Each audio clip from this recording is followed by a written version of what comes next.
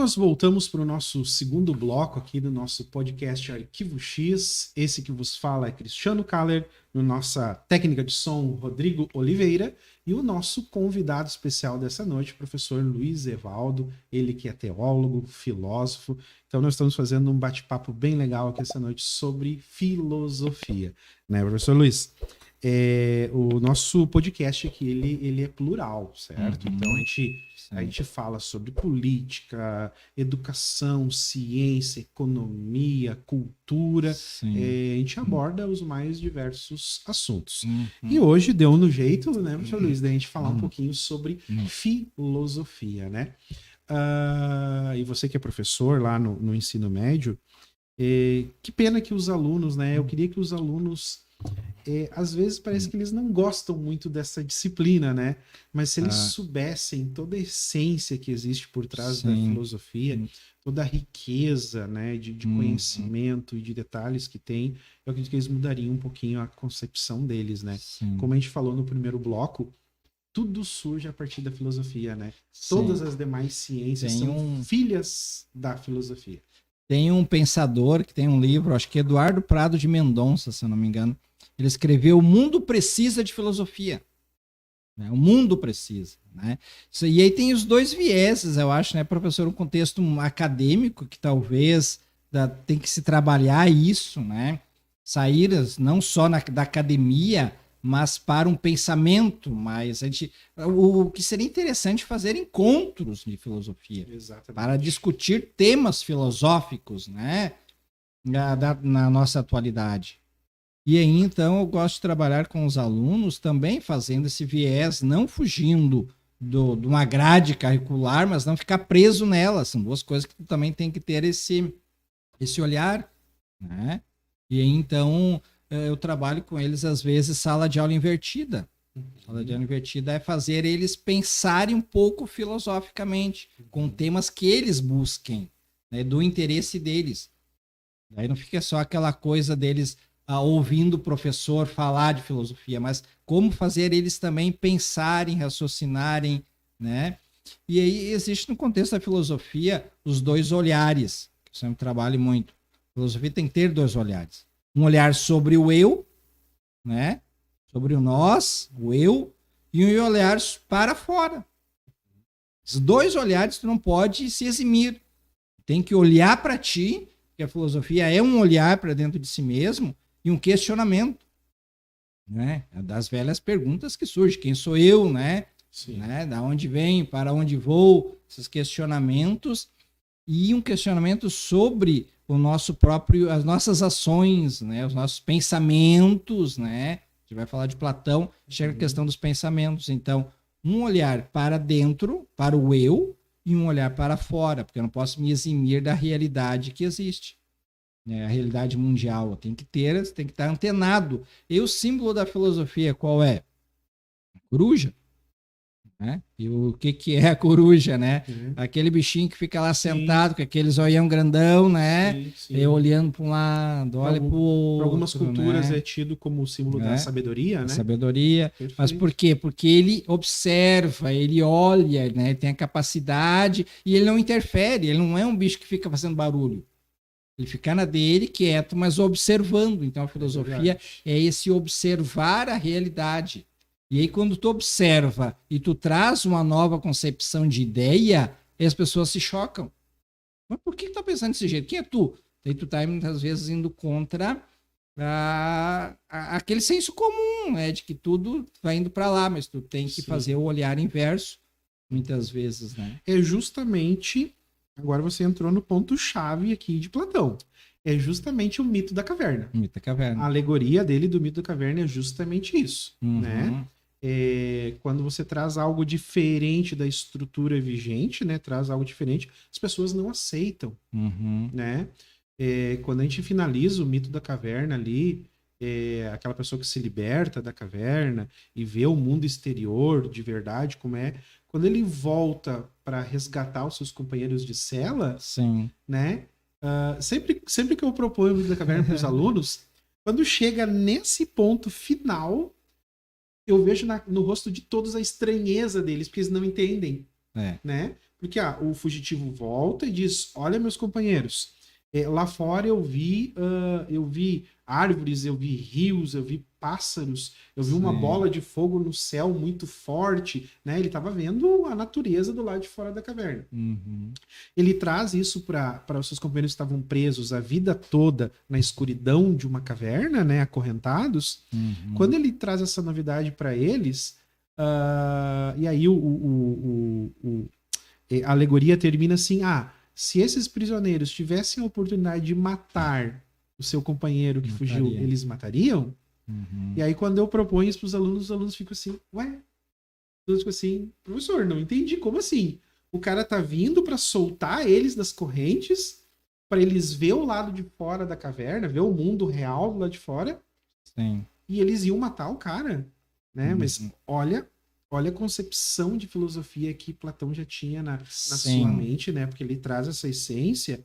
Porque é isso. Sempre que a gente traz algo novo, somos perseguidos. Uhum. Sempre que a gente traz uma realidade nova que vai na contramão do que as pessoas acreditam, dá problema, né? Uhum. Foi assim com vários personagens ao longo da história, né, professor? Foi. Jesus é um exemplo clássico, né? Ele vem, traz um evangelho novo, traz uma proposta nova, onde ele vai terminar condenado numa cruz, né? Uhum. Então esse é o Platão. Mas voltando para Platão, o que eu acho muito bacana, ele tem várias concepções que ele vai estreando algumas novidades, né? Uhum. Uma delas é o mundo das ideias. Uhum. Explica para nós um pouquinho como é que é o mundo das ideias de Platão. É muito interessante essa parte, né, professora? Assim, tem muitos alunos que até não gostam de Platão, porque Platão, esse mundo das ideias, tudo para Platão parece que é só ideia. Não existe a realidade. A realidade para ele começa pela ideia. Então, para mim poder saber o que é uma xícara, eu tenho que ter a ideia de uma xícara. Ver uma caneta, eu tenho que ter primeiro a ideia na mente de uma caneta, para depois ela se tornar uma realidade, né?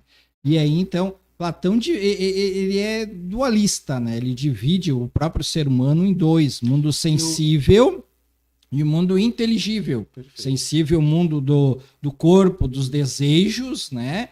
E o mundo inteligível, o mundo das ideias, né? Então, a partir da ideia, eu crio a realidade. E aí surge um contexto também que eu gosto muito.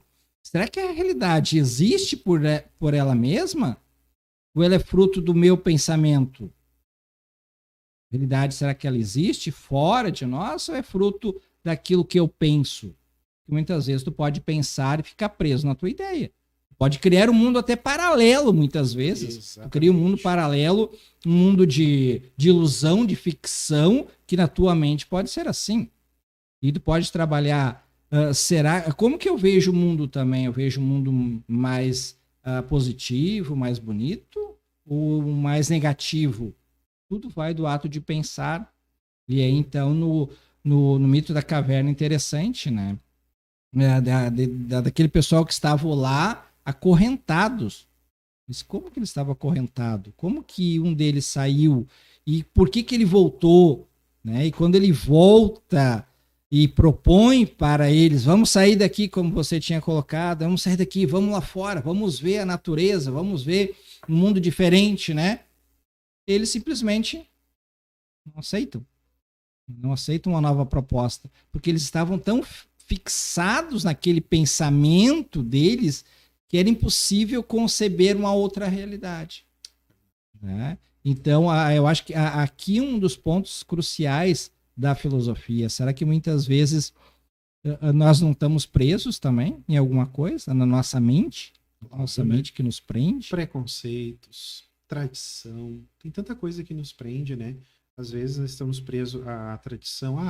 Meu avô fazia assim, meu pai faz assim, eu também tenho que fazer assim. Né? Tenho que seguir essa linha, né? Então, tradição, preconceito, é um monte de coisa que acaba nos prendendo, né? Mas tu sabe que essa dualidade de Platão, ela é importantíssima, né? Porque a partir dessa ideia de sermos seres duais, é justamente que Platão, isso nós estamos falando antes de Cristo, Sim. né? ele já divide o homem em corpo e alma. Já é platônico isso, né? Nós somos compostos de corpo e uma alma. Claro que Platão não tinha o entendimento de toda uma teologia como a gente tem hoje na teologia cristã, né? Mas ele já tinha esse entendimento, ele já defendia essa propositura, né? Nós somos compostos de corpo e alma. Existe então uma parte espiritual, né? Existe a nossa parte física. Como então não existia teologia para dar esse suporte para ele, ele acreditava, né? Por algum tempo ele acreditou então que a alma, quando nós morríamos, se tornava uma estrela, né? Ascendia para os céus e virava uma estrela. Então, cada estrela que estava lá era uma alma de um antepassado. Só que essa explicação a gente encontra em várias civilizações mundo afora, né? Que a alma das pessoas virava uma estrela. Então, tá tudo certo para o período, para o contexto, né? Muito legal. Sabe que, estudando Platão, tem uma parte bem curiosa, que Platão, assim como Sócrates, ele começa a ver algumas questões na polis grega, né? Algumas questões de estrutura, de política, de governo, e ele começa a escrever alguma coisa, ele começa a criticar, né? Ele começa a tecer críticas sobre a forma de governo. E isso custa caro para ele também. Custa bem caro, porque mesmo Platão, vindo de família aristocrata da época, ele quase foi dado fim com Platão, né? Diz os historiadores que em um determinado momento quiseram silenciar Platão, ele estava dando muito pitaco na questões políticas, né? E ele é sequestrado e ele vai ser vendido como escravo. Né? E ele está então acorrentado, sendo no porto, carregado, né? Sendo embarcado no navio no porto, lá na Grécia, quando, por uma sorte do destino, alguns amigos dele avistaram ele, foram lá e compraram a liberdade de Platão. Então, você acredita, né? Então, Platão, o grande pensador, ia virar escravo, um sem nome, numa ilha qualquer lá do Mediterrâneo. Então, ele é comprado. Eu creio que isso deve ter causado um certo medo nele, né? Um certo pânico, assim. Até acredito que ele deva ter deixado passar um tempinho depois que isso acontece, mas ele não se cala. Né? Ele não se cala. Ele continua escrevendo sobre política e sobre como ele achava que deveria ser, né, as questões políticas. E uma coisa que me chama muita atenção no Platão é que ele fala sobre o governante filósofo. Né? Explica para nós o que era a ideia dele de governante filósofo. O governante filósofo, então, pelo conceito do filósofo ser aquele, né, que pensa além do contexto da realidade, segundo Platão, o governante deveria de ser o filósofo, para poder ter a abrangência do todo e ser uma pessoa virtuosa. E os gregos valorizavam muito o conceito da virtude, né? A virtude na polis, eu tenho que fazer parte da polis. Fazendo parte da polis não pode ser qualquer pessoa. E essa pessoa, então, sendo o filósofo, né, era aquele que vai não se corromper, vai se deixar corromper, porque ele vai estar munido da virtude do conhecimento e da realidade. Perfeito. Esse é um dos motivos que ele desagradou, porque a Grécia, ela vinha numa estrutura hierárquica de poder de grandes famílias com renome, se alternando no poder da Grécia, né? Só que só tinha um renome, mas não sabedoria, não conhecimento. E aí ele começa a ver, poxa, mas essa gente só faz besteira, essa gente só faz porcaria, né? Então é preciso que quem nos governe seja pessoas inteligentes, né? Então essa pegada do governante filósofo. Legal. Platão é sensacional. Mas assim, eu sempre digo para os meus alunos, por trás sempre de um grande professor, ou melhor dizendo, um grande professor, ele sempre forma grandes alunos, ou seja, ele sempre deixa bons discípulos, né? Então, como Platão foi discípulo de Sócrates, né, das grandes mentes da filosofia, Platão também foi né? Um filósofo reconhecidíssimo. E Platão, ele tem um aluno que é nada mais, nada menos que Aristóteles, né? Foi aluno de Platão. Claro que e aqui tem uma questão fundamental no processo de educação. Aristóteles, ele não segue Platão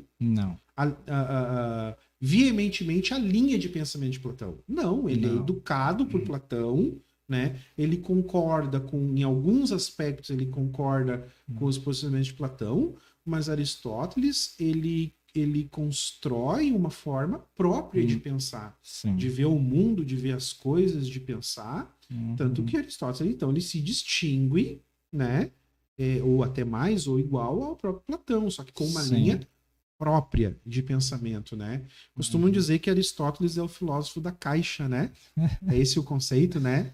É o filósofo da caixa porque Aristóteles, ele introduz a questão de compartimentar o conhecimento, né? De colocar cada coisa no seu quadrado, cada coisa na sua caixinha, né? Que ele entendia que assim era mais fácil de compreender o fenômeno, né? Ou o que é de matemática, aritmética. O que é botânica, né? Ele foi, então, o filósofo da caixa. Fala um pouquinho para nós, professor, de Aristóteles. Quais são as tuas impressões que tu tem desse filósofo? Se Platão era muito a ideia, só ideia, Aristóteles, então, é bem ao contrário. Aristóteles é a realidade, existe por ela mesma, né? E aí, então, com 17 anos, diz a história que Aristóteles foi estudar na academia de Platão, né? E era um dos mais brilhantes alunos de Platão, né? Só que chegou uma época que Aristóteles queria tomar lá as rédeas, ser o sucessor lá na academia, né? E por que academia, né? Também fala, academia, hoje a gente fala de academia de exercitar o corpo, mas a academia é exercitar a mente, né? Academia do exercício da mente. E aí, então, entraram em desacordo. E aí, então, Aristóteles saiu. Diz que foi ser preceptor do Alexandre o Grande um tempo, né? Ficou fora. Olha como as questões raciais, etnorraciais, né? Já eram fortes nesse tempo, né? Assim como ainda a gente tem isso hoje, né? Porque Aristóteles era macedônio. Ele era estrangeiro, né?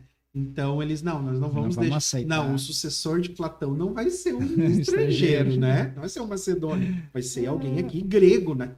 Natural aqui da Grécia. E isso por um tempo, né? A história diz que isso frustrou ele, né? Sim. Acabou frustrando ele, né? Mas aí tu falaste uma coisa, como eu disse na introdução, né? Um excelente professor forma um excelente aluno e sucessivamente, né? Sim. Então, Aristóteles foi ser preceptor ou professor de nada mais, nada menos que Alexandre o Grande, né? Então, olha só, uma das lendas, né, da Grécia Antiga, é o cara que conquistou basicamente todo mundo conhecido da sua época, o Alexandre o Grande. Mas quem foi o professor dele? Aristóteles. Né? Então, quem botou talvez aquela sementinha, quem ensinou os conceitos de geografia, de geopolítica, né? Então, tudo isso ele aprende com Aristóteles.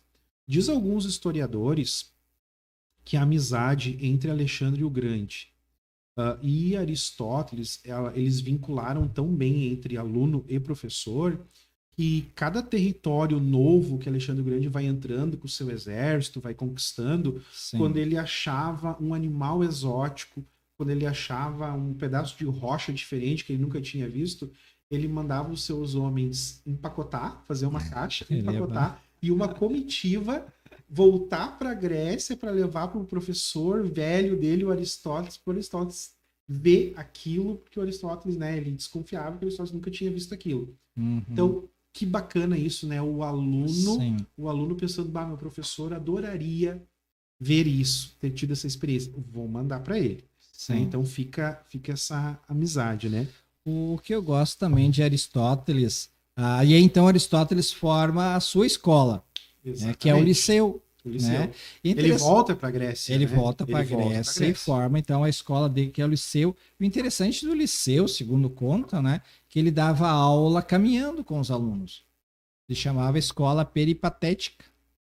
Né? Caminhava pelos jardins, né, lá da redondeza, analisando a realidade. E quando você está conversando e caminhando, a mente também vai oxigenando, né? E às vezes, por que os alunos têm sono? Porque ficam parados, sentados numa cadeira, uma manhã, uma tarde ou a noite inteira. Então, oxigenar a mente. Então, esse caminhar de Aristóteles com os alunos é que era interessante. Né? E aí, Aristóteles também tem muitas coisas. Tu pode pegar a questão da lógica, que é uma lógica que vem de Aristóteles, né? Mas eu me foco em Aristóteles no conceito de felicidade, né? E de virtude. Eu acho que é extremamente importante. Para mim, assim, quando eu sempre falo de Aristóteles, a vida, se tu seguir o conceito de Aristóteles, porque Aristóteles diz que a virtude está no meio termo, né? Não do excesso e nem da falta, mas no meio. Então, buscar o equilíbrio, né? O equilíbrio, sei lá, mental, o equilíbrio corporal, o equilíbrio na sociedade, né? Então, se tu seguir esse contexto de equilíbrio, é fundamental. Né? E a felicidade? Como que a gente obtém a felicidade em Aristóteles? É interessante que, segundo os gregos também, a felicidade se dá na vida na polis. Não é uma vida separada da sociedade. É uma vida encarnada. Sendo útil. Sendo útil na sociedade. À medida que eu sou útil na sociedade, eu vou ser feliz. Não é uma felicidade só individual, é uma felicidade coletiva. Perfeito. E o que vem depois, a gente pode até entrar nos estoicos, por exemplo. São pensamentos que vêm logo em seguida. Se para os gregos esse conceito de felicidade não é uma felicidade só material, é uma felicidade de estar fazendo parte da realidade, né? Uma preocupação ali, né? E logo em seguida, nas outras escolas que a gente vê, tipo a escola epicurista ou a escola dos estoicos, já trabalha em uma outra realidade. Não, mas essa preocupação com, sabe, fora não é minha. Eu tenho que buscar mais um zen, né? Uma filosofia, né? Pensamento mais voltado para dentro do eu, né? Então os estoicos trabalham, assim como os epicuristas trabalham isso também. Evitando, tu evita a dor, evita o sofrimento e busca o prazer. Pois é, para nós encerrarmos aqui então nesse bloco em Aristóteles, ele também escreve um livro que eu digo até que boa parte desse livro, o livro não, os seus escritos, né, os fragmentos que se tem de Aristóteles, né, que é a política de Aristóteles, né, e boa parte do que ele escreve nessa obra, a política, é base hoje do nosso sistema moderno. Por exemplo, tem conceitos que ele trabalha nos seus escritos, que é o princípio da equidade numa sociedade. Isso é de Aristóteles, 300, 400 anos antes de Cristo. Olha a mente do pensador. O que é o princípio da equidade? Numa sociedade vai ter pessoas mais ricas e pessoas mais pobres. Né? Então é preciso que quem governa ou o governante dessa sociedade, ele trabalhe com o princípio da equidade. Quem tem mais contribui com mais, quem tem menos contribui com menos, e busca-se um equilíbrio para que todos tenham, né? Para que ninguém, ele trabalha muito com a ideia de alimento, né? Para que todos tenham alimentação, para que todos tenham, né, as suas necessidades mínimas ali garantidas. Então, o princípio de equidade é de Aristóteles, né? Claro que ele tem alguns pensamentos próprios da época. Era uma sociedade escravista, então, né, a Grécia era 100% escravista. Então, ele fala um pouquinho sobre o processo do escravismo. Horas ele defende, horas ele diz, né, que teria que haver modificações, mas, né, não entrava muito nesse mérito. Mas Aristóteles deixa muitas contribuições, né, positivas, E até pegando um ganchinho na teologia, nós vamos ter um período histórico que a teologia ela é aristotélica, né? Ela bebe da fonte ali de Aristóteles, sim, né? E ela segue alguns pensamentos aristotélicos, né? E se a gente chegar no contexto ali escolástico, por exemplo, né? Então, se a gente falou de Platão, Santo Agostinho foi um grande pensador, se abastece das ideias de Platão, né? E Tomás de Aquino se abastece das ideias aristotélicas. Perfeito. Né? Nossa, mas tem um leque de Santo Agostinho a Tomás de Aquino, tem um leque de quase 1000 anos, né? Sim, mas de puxar de cada um deles, né? Porque Santo Agostinho trabalha a questão do mundo terreno, sim, e do mundo celeste. E aí surge o dualismo de Platão, que surge de lá para o contexto. Então, tipo, aspirai as coisas celestes, não as coisas terrenas. Isso é Santo Agostinho. Santo Agostinho, então, aspirai as coisas celestes, né? E não as coisas terrenas, né? E Tomás de Aquino, pegando Aristóteles, vai dizer, não, a realidade também, tu tem que viver a realidade encarnada, a realidade é isso, onde nós também estamos vivendo aqui. Porque Aristóteles era isso. E é interessante aquele desenho que tem, eu sempre mostro para os alunos também, num quadro, onde um está apontando para cima e outro aponta aqui.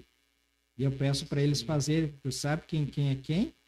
Platão é que está com o dedo para cima, mundo das ideias, e Aristóteles diz, não, a realidade é essa aqui. Sim. A verdade é essa aqui. Então tá os dois, cada um. Só pelo desenho tu consegue perceber o pensamento deles. Né? E tu vê que interessante, né? Eu acho que até esse é um dos vieses porque que as ideias de Tomás de Aquino, né, prevaleceram no corpo da igreja, né, no seio da igreja durante toda a Idade Média, final da Idade Média, bom, podemos dizer até quase que nos dias atuais, né? Então as ideias de São Tomás de Aquino ainda são muito fortes, né? Essa questão de olhar também para o nosso entorno, esse olhar, né, para a sociedade, para o próximo, né, para a comunidade, né? Então essa questão de Tomás de Aquino ainda influencia hoje. Eu conheço pensadores hoje, como é que é o termo que eles dizem? Que eles dizem quando você é de uma linha de pensamento aquiniano, não sei se é aquiniano que se diz, mas que são de Tomás de Aquino, né? De Aquino. Não sei, tem um termo que se diz, né? Não sei se me fugiu a memória agora.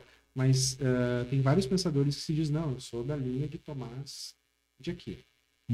Legal, né? Bom, quem não ouviu falar de Tomás de Aquino fica pensando, tá bom, sei lá. Ele é conhecido assim como um dos maiores intelectuais da época. Doutor da igreja, né? Doutor da igreja, um dos maiores intelectuais. Eu acredito que você teve o privilégio, eu tive o privilégio de ler algumas súmulas, algum material de Tomás de Aquino, algumas inferências, porque a Bíblia Sagrada toda em si, ela é complexa, né? Ela não é uma leitura fácil para o leigo fazer. Então tem trechos, tem livros, tem cartas que ela se torna bem complexa. E o que o Tomás de Aquino fazia? Ele fazia súmulas, né? Que era uma tentativa de explicar o que aquele contexto queria dizer. Eu tive a oportunidade de ler algumas súmulas. É fascinante. E ele usa muita filosofia, né? Razão, filosofia, para explicar conceitos teológicos. Ele se apropria de muita filosofia para explicar questões filosóficas. Isso eu acho fantástico em Tomás de Aquino.